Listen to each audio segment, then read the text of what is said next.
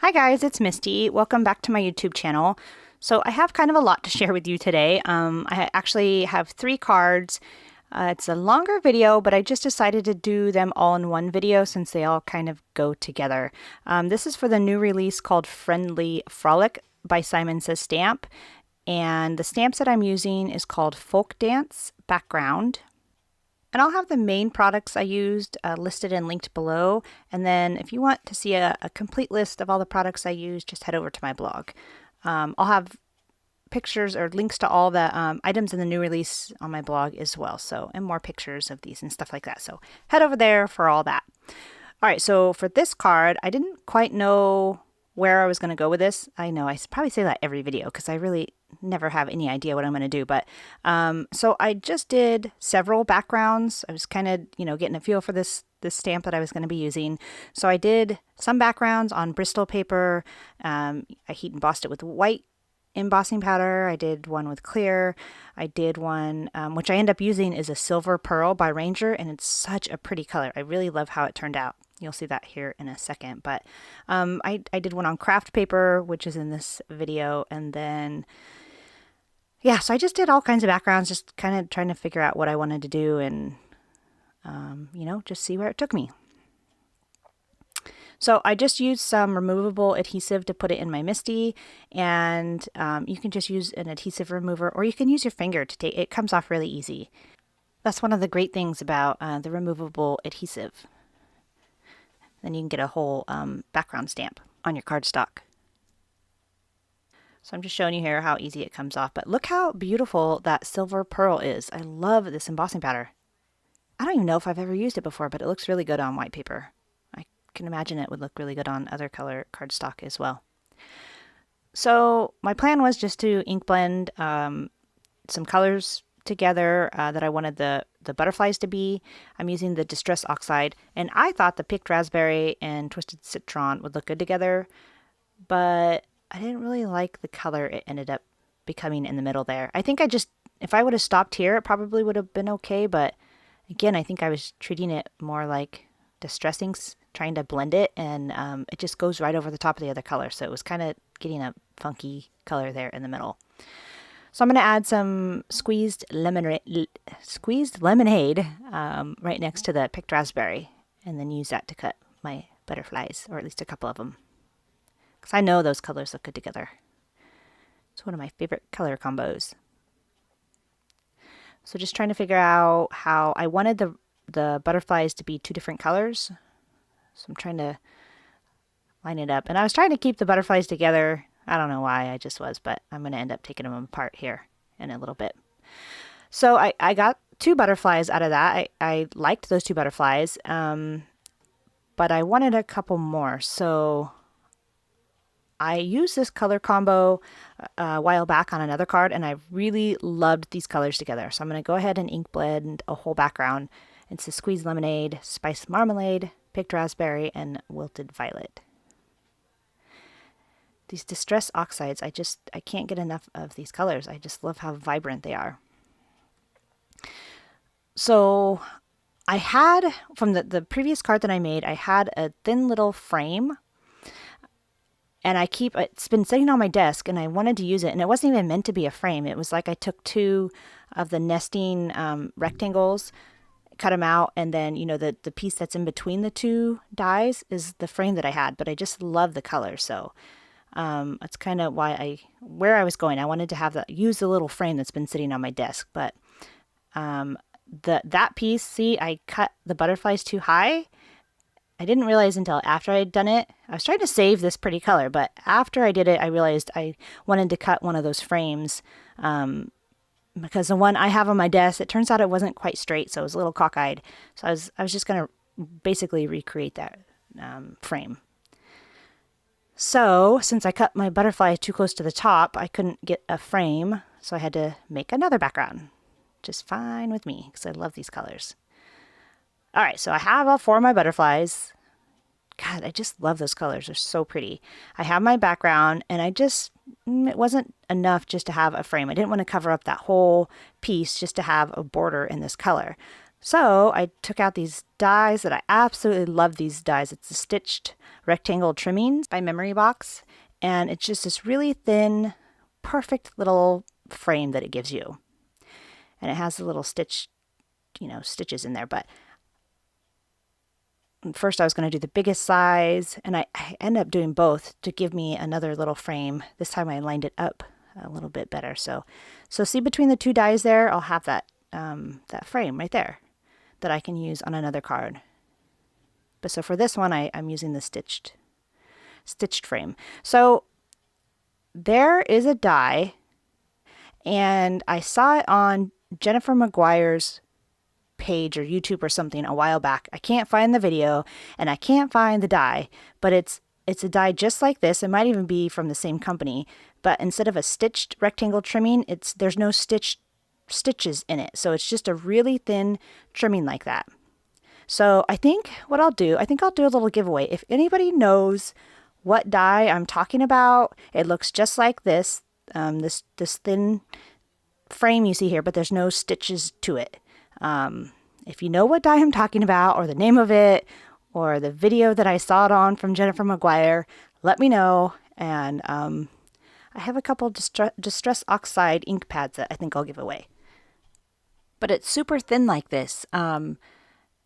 It's thinner than if you were to put two rectangle dies together, like the one I showed you. That one was a little bit thicker, but the one I'm looking for is it's really thin like this. So this one, there's just enough room for the stitched part of the die, and that's it. So, hope that made sense. Anyway, it's just really, really thin. It's thicker than what you get when you put two like nested rectangle or square dies together, is what I'm trying to say. All right, anyway. Yep, comment below if you know what I'm talking about, please. So I'm almost done with my first card. I went ahead and cut this out 3 times and glued them together just to give it a little bit of a lift. And I'm just gluing those in place. I really like this die. It's a really pretty font. Okay, so then I'm going to go over that with the Spectrum Noir glitter pen, and then I'm going to go over that with some glossy accents. And at some point I took the butterflies away from my workstation and I sprayed them with the Shimmer Spritz and Sparkle, just to give them a really, really nice little sparkle. And then I'm going to glue that down to an A2 size card base, which is the Nina Solar White 110 pound cardstock. And that's it for this card. I love the dimension that these butterflies have. I think this turned out really, really cute with that silver pearl background. All right, so for card number 2, I'm going to use vellum, and I'm going to color it the same way I did on the first card. I'm going to do the squeezed lemonade, spiced marmalade, picked raspberry, and wilted violet. And when I was making this, I thought I was going to use the reverse side for the card front, just because it softens it a little bit, but I actually really liked the side that I colored it on. It was nice and vibrant. So right now it's the A2 size. They're both 4 1/4 by 5 1/2. And I thought I was going to use this bigger stitched rectangle trimmings, but I ended up not really liking it with this, so I'm going to set that aside and use it later.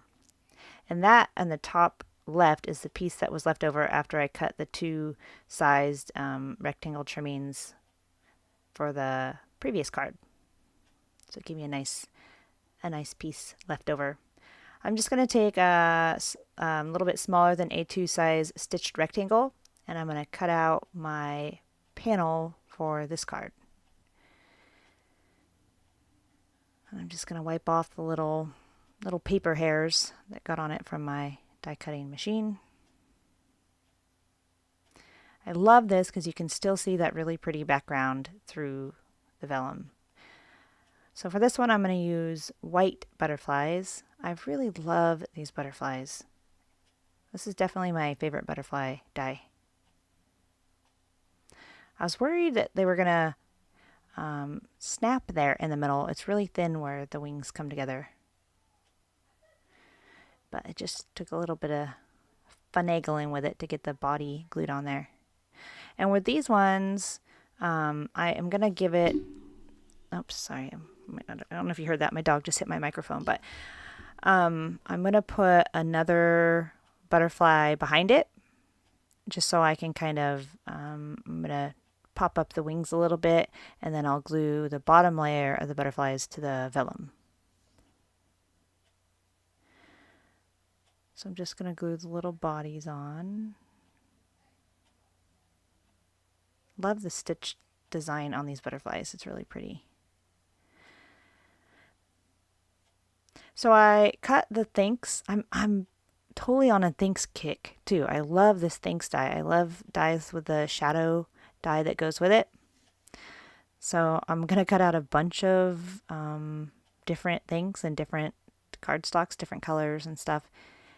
And what I ended up settling on was just a white Thinks with a vellum background, or vellum shadow, I mean. I think that looked best out of all the ones that I cut out. So this is when I decided to add a layer behind the butterflies, and it strengthens up that center part too by doing another layer. But I just think it looks kind of cool, you know, because I popped up the wings, and then you can see underneath it there's another butterfly underneath it. I think it looks really cool. And the so for this piece of vellum, I cut out using the stitched rectangle to get that smaller size, so it's a little bit smaller than A2.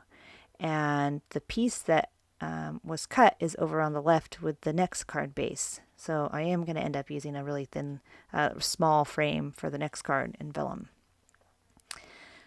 So I just picked up a paintbrush, and I'm just going to curl the wings a little bit on the top layer, just to give it a little bit of dimension. And like the other card, I'm going to glue 3 layers of white cardstock together. And then the top layer, I use the wood grain cardstock by Simon Says Stamp. And it looks really cool up close. I like it. So normally I take it in my little glue box and spray it with spray adhesive, but I don't know why I didn't do that for this one. I just decided to use a glue pen. Then go over that with the Spectrum Noir glitter pen. And I was a little worried about how I was going to glue this panel down, but this worked perfectly. I have the score tape, and I think it's 1/8 of an inch, and it was just the right size. It covers up the stitch part of the from the stitch die, and then I put a little piece in the center where I knew the butterfly wing was going to be, just so it didn't buckle in the center. But because I put it right on the edge and it has that stitched border anyway, you can't even see the glue at all. I was really happy about that. I have a hard time covering up the glue sometimes on vellum, and I'm sure the color helped hide it a little bit too. I don't know if I already said it, but I took these and sprayed these with the shimmer spritz as well. Then I'm just going to do a little bit of glue on the back of the vellum, trying to keep it where the top part of the Thinks is going to go so that you can't see the glue through the vellum. Okay, I had to get rid of the dog. I had Bentley on my lap. He either has to be on my lap, or he's so cute, he'll wedge himself in between me and, like, if I'm sitting by the boys, or he'll have to wedge himself in, or he'll put his paw out and grab my hand and pull it towards him. It's so cute. I don't know why he does it, but he's a whippet. Cute little dog. Anyway, he kept hitting my microphone, so had to give him the boot.